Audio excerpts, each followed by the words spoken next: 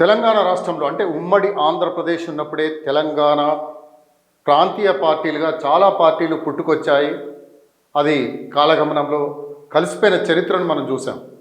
కానీ ప్రస్తుతం తెలంగాణలో కల్వకుంట్ల కవిత ఒక పార్టీని డిసైడ్ చేసినట్టుగా తెలుస్తున్నది. అది తెలంగాణ ప్రజా జాగృతి.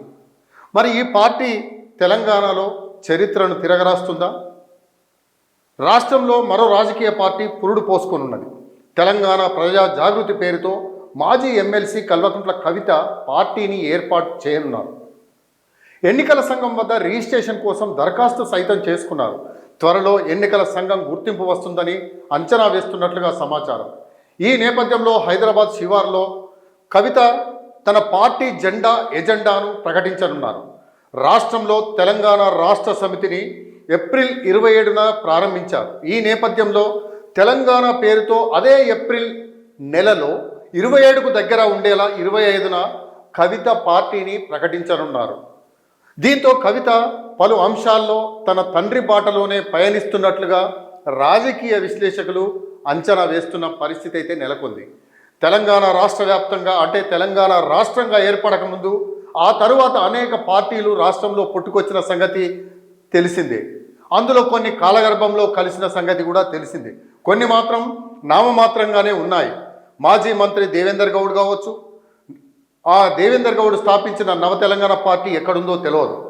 సినీ నటి విజయశాంతి తల్లి తెలంగాణ పార్టీ, మాజీ మంత్రి స్వర్గీయ పి ఇంద్రారెడ్డి జై తెలంగాణ, తెలంగాణ ప్రజా సమితి పేరుతో భూపతి కృష్ణమూర్తి, తెలంగాణ సాధన సమితి పేరుతోటి ఆలె నరేంద్ర, ప్రజారాజ్యం పేరుతోటి సినీ నటుడు చిరంజీవి, లోక్ సత్తా పార్టీతో పేరుతోటి జయప్రకాష్ నారాయణ, మన పార్టీ పేరుతో కాసాని జ్ఞానేశ్వర్, తెలంగాణ జనసమితిని ప్రొఫెసర్ కోదండరావు, తెలంగాణ విమోచన సమితి పేరుతో కపిలవాయి దిలీప్ కుమార్ గాదె ఇన్నయ్య, తెలంగాణ వైఎస్ఆర్ పార్టీ పేరుతో షర్మిల ప్రారంభించారు.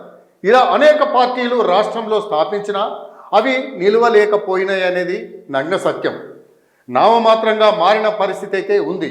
ఆ పార్టీలు స్థాపించిన సమయంలో ఉన్న పరిస్థితుల నేపథ్యంలో ప్రజలు వాటిని ఆదరించలేదు కదా, కనీసం ప్రజాబలం కూడా లేకుండా పోయిన పరిస్థితి.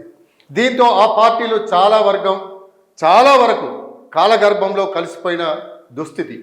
తాజాగా మరి కల్వకుంట్ల కవిత పార్టీని కూడా ఏర్పాటు చేయబోయే పార్టీని కూడా ప్రజలు ఎంతవరకు ఆదరిస్తారనేది మనం తెలుసుకోవాల్సిన అంశం ఉన్నది.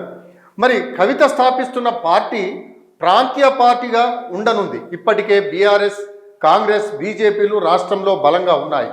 ఈ మూడు పార్టీలను కాదని తెలంగాణ ప్రజా జాగృతిని ప్రజలు ఎంతవరకు ఆదరిస్తారనేది ప్రశ్నార్థకం. ఎన్నికల సమయంలో ఏదైనా పార్టీతో పొత్తు పెట్టుకోక తప్పదా?